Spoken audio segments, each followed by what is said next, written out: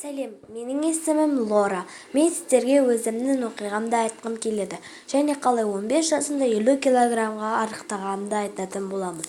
Ол оңай болмады. Үнемі өзіме сенімді едім.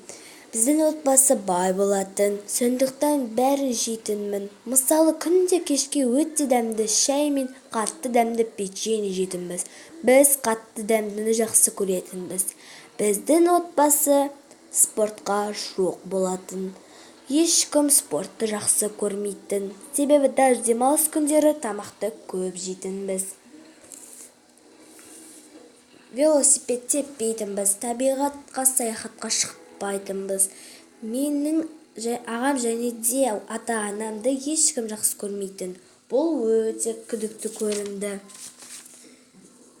Менің киімдерім өмірі маған сыймайтын. Мен бәрін көрем, бәрі маған сыймайды. Адамдар қалай арықтайды? Спорт қиын ғой дейтінмін. Бұлардың бәрі маған қиынға соғатын. Біздің әнші тобымыз бар еді. Менің достарым әнші болатын. Достарым музыкант.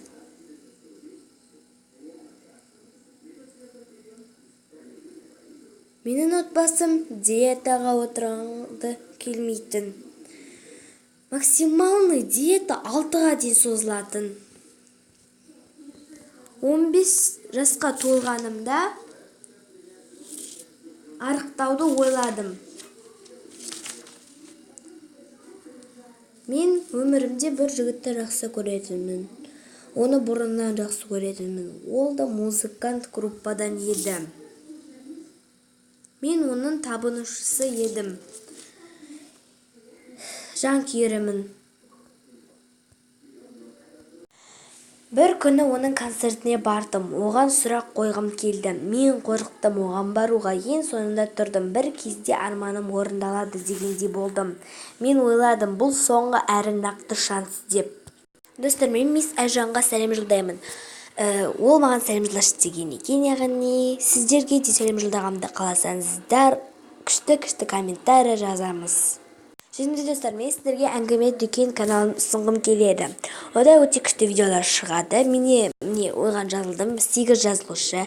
Яғни ол WhatsApp-тан өте қорқышты перепискаларын түсіреді. Өте күшті канал. Маған ұнаса, саған да ұнау керек, тіркелуді ұмытпа. Яғни жаңағы видео ұнаса лайк басып, арнаға тіркеліп коммент жазамыз.